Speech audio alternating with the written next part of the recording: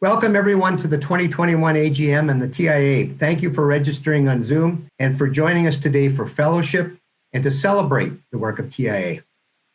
We are together on Zoom for a second year due to the continuing COVID-19 restrictions imposed on social gatherings.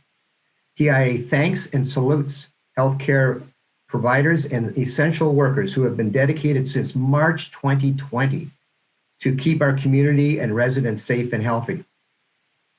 The 2021 AGM has been organized by a team led by AGM Committee Chair Director Alec Turner, Director Ken White, and our returning moderator, Renee Carver. Thank you, team, for making this look easy and to replicate the experience we expect to enjoy again next year on the waterfront at the Gann Playhouse. My virtual background is an aerial picture of the Thousand Islands taken by Ian Korstein. It is chosen again as a tribute to honor Ian, who passed away last year. Ian was one of the Thousand Islands' most prolific photographers and published several photo books and dozens of photos with Thousand Islands Life magazine. Thank you, Ian, for the memories and being part of our river's history. Our Canadian July 1st and American July 4th national holidays were again subdued due to the pandemic. Another chapter for the history book. We have dearly missed the Canadian-American exchange of the fellowship in the Thousand Islands, and we look forward to the reopening of the border on August the 9th under safe health protocols. Our shoal markers are out and doing their job, marking dangerous shoals. Please take a look at our updated website, which now includes an illustration map created using GPS tracking and reflecting the vast territory of our river community. The illustration shows markers placed by TIA in Canadian waters, but also those placed by our friends at Save the River in American waters. TIA is proud to continue with its financial support to Save the River for the purchase of these markers. I want to thank our River Safety Committee Chair Director Mike Spees for his energy, dedication, and efficiency in managing our shoal marking program. Mike will be providing us with a report later in the meeting. We have a year of extremely low water levels. This is unbelievable, considering the high level dilemma we experienced in 2017 and again in 2019. A short presentation update to be made by our Director Ken White is on the agenda this morning. An equally annoying issue is the closure of the US-Canadian border for non-essential travel. TIA formed a cross-border committee this year, and on behalf of our membership, we lobbied government groups on both sides of the border for a plan for cross-border entry by property owners. Director Orr Murphy will be providing us with a report update as well this morning. This year, TIA is proud to announce that we have hired a summer student, Annabelle Cowan, for the position of Environment Ambassador. TIA thanks the Environmental Careers Organization of Canada for the grant which made this possible. You will be introduced to Annabelle later in the meeting. Our board meets once a month throughout the year, planning programs to launch in support of TIA's mission, being river safety, environmental awareness, community support. I want to thank directors Allison Birchall-Robinson, Mike Spees, Janet Smith-Stables, and Vince Barton for managing the TIA communication platform, being the website, social media, and the River Talk newsletter.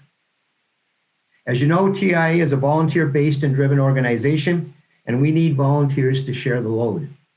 I appeal to you to connect with any of our directors if you would like to share some of your time and interests. And be reminded that TIA is a not-for-profit corporation that relies on annual membership dues, business sponsorships, donations, and grants to remain sustainable. We are an essential service to the river community. If you have not renewed your 2021 membership, please do so today. Now I'd like to move on to the results of the AGM online voting. In early July, the membership all received a voter's kit addressing the formal annual business matters of TIA. The closing date for voting was July 20. This was done to facilitate reporting and save time for our Zoom meeting reports and presentations of today. 53 members completed the online survey. Our bylaws require a quorum of 25, and this has been satisfied. Here are the results. Motion to approve the 2020 AGM minutes was approved by 52 and opposed by none, skipped by 1. The motion is carried. The motion to approve the 2020 financial statements was approved by 52 and opposed by none, skipped by 1. The motion is carried. The motion to approve the firm MNP LLP of Kingston as TIA's 2021 professional accountants was approved by 52, opposed by none, skipped by 1. The motion is carried. And finally, the motion to elect the board proposed slate of directors for the 2021/2022 term was approved by 53, opposed by none. The motion is carried. Thank you everyone for participating and helping us with TI business matters. Now on to the introduction of the board of directors. First, I would like to recognize 4 directors that have retired this year. Thornley Stoker, past president and director for 11 years. Brian Jones, another past president and director for 22 years. He was our veteran AGM organizer and has promised to resurface to help next year when we hopefully meet at the Playhouse. Britton Bedford Jones, creator and past chair of the Environmental Committee. And Stephanie Scott, communications coordinator, who was instrumental in the setup of our communication platforms that we enjoy today. My words today are not enough to express our sincere thanks and appreciation for your valuable time and contributions to TIA. All right, moving on to our current board. Currently, we have a board of 9 directors that are volunteers working together and promoting TIA's mission for the benefit of the membership and the river community. I would like to take a moment to recognize each director and thank them for devoting their time and energy to TIA. Allison Birchall Robinson, Secretary Treasurer and past President. Troy Donovan, Chair of the Business Sponsorship Committee. Mike Spees, Chair of the River Safety Committee and Shoal Marking Program. Orm Murphy, Legal Counsel on Regulatory Matters and our now longest standing director since 1993. Ken White, Chair of our Water Levels Committee. Janet Smith Staples, Chair of Environmental Committee. Alec Turner, Chair of the AGM Committee. Vince Barton, Co-Chair Communications Committee and our go-to guy for IT issues and water levels analytics. And back to me, Peter Fitton, your president. Now on to TI business and reports. Business sponsors. The Business Sponsorship Committee is led by Troy Donovan, and the team includes Mike Spees and Dave Redmond. Thank you, team, for connecting with our local businesses who have shown tremendous support during these difficult times. To find out more information about our sponsors, please visit the sponsor page on our website featuring live links. We encourage our membership to show these businesses your appreciation and to shop and buy local with them. This is our river community. Now moving on to our bursary student recipients report. Each year, TIA solicits applications for a $500 bursary from students attending the high schools in Gananoque, Ontario, and Clayton, New York.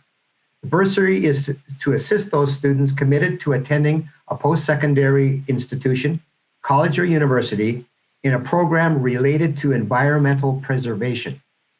We did not receive any applications from the Gananoque High School, but we did receive a successful application from the Clayton High School. This year, the student recipient is Rebecca Lantier from the Thousand Island High School in Clayton. Rebecca has submitted a short video expressing her appreciation. Hello, my name is Rebecca Lantier, and I'm a graduating senior from Thousand Islands High School. I will be attending the University of California at Santa Barbara this upcoming fall, and right now I've been admitted to the College of Letters and Sciences on the pre-biology track. I plan to pursue a degree in environmental science or ecological studies with the ultimate goal of obtaining a career focused on wildlife research or environmental conservation. For me, having a job related to environmental science has never been something that I've questioned because as long as I can remember, since I was super young, I've been going on hikes at my local nature center, and I live right outside the St. Lawrence River, and I've been paddleboarding, canoeing, always trying to find what new birds or fish are in my area. And so I've always enjoyed being outdoors, and I always wanted a job that allowed me to be outdoors and in the field. But it wasn't until about 2 years ago that I really knew what I wanted to do related to being in an outdoors job. And 2 years ago was when I first signed up in my Science Olympiad Club to participate in the ornithology event. And ornithology is the study of birds. And I kind of just picked it as a last minute thing. I didn't really know what it was, but once I researched it a little bit, I got super, super into it. I ended up creating a 50-slide slideshow about all the different birds on the National Bird List and their taxonomic structure and all of this. And I also used to read I had a bird book. I ended up finishing going through it, but this past fall and winter, I would read through every single bird that existed in the Sibley Guide of birds. And I just really enjoy being able to identify and spend time in nature and understand what's happening when I'm there. It's not just a bird that's nearby, but it could be an pileated woodpecker that's nearby. And I could tell I love the challenge of being able to identify birds or any animal. But right now, just specifically birds are most accessible to me. But I love the challenge of being able to identify them based on not only their appearance, but their call and their behavior and habitat. But overall, I'm looking to pursue a job that will allow me to protect species, preserve habitats, and allow me to make environmental conservation not only a goal, but a reality. Thank you so much for selecting me as the recipient for this year's Thousand Islands Association bursary. I appreciate it. Well, congratulations, Rebecca, and good luck on your studies. Now I'd like to move on to the Grant Partners Report.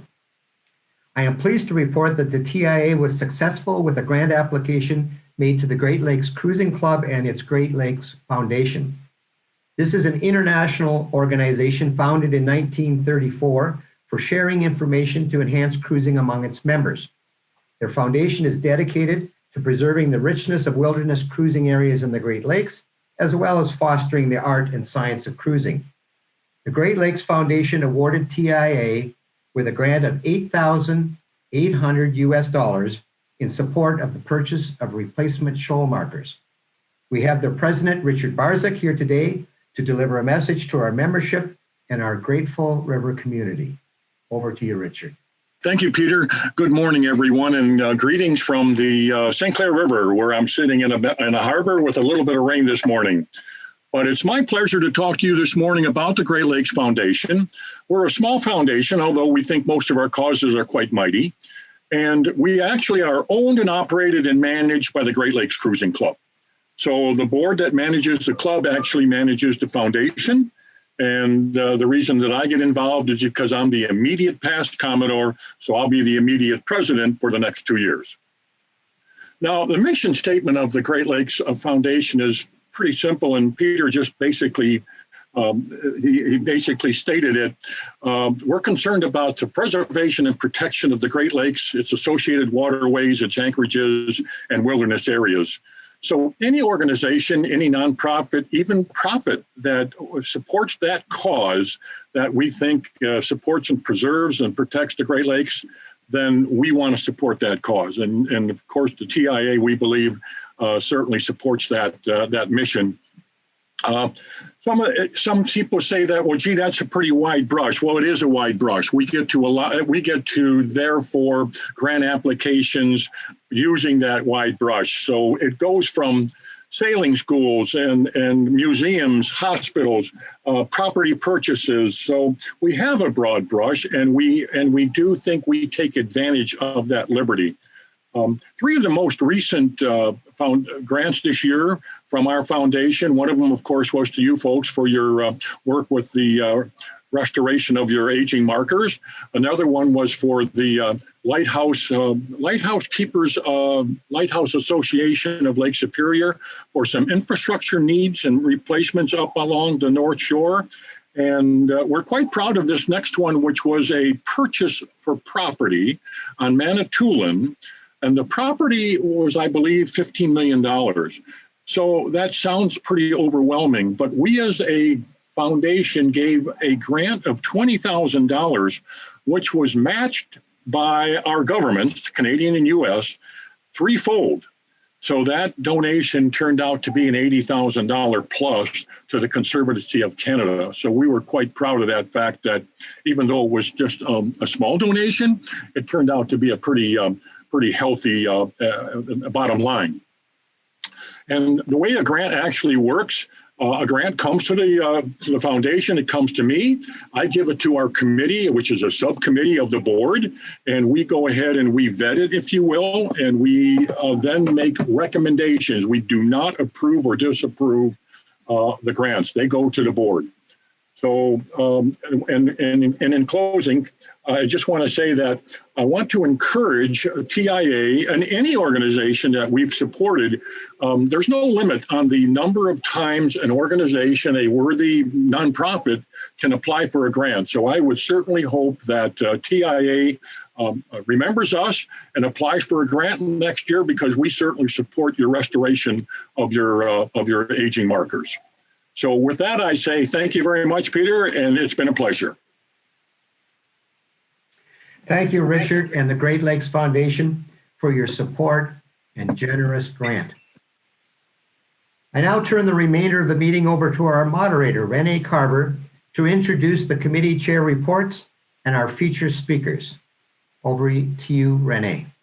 Thank you, Peter. And before we get right into the reports, we have prize drawings.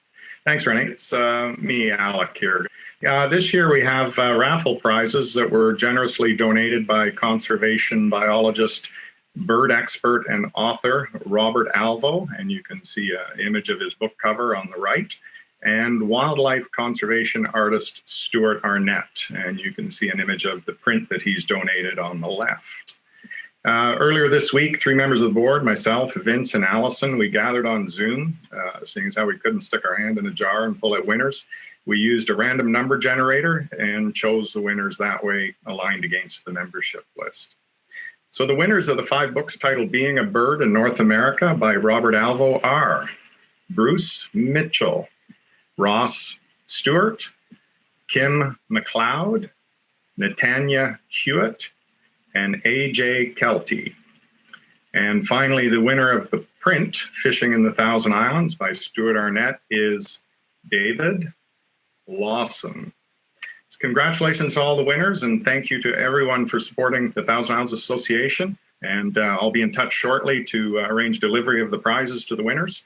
And thank you.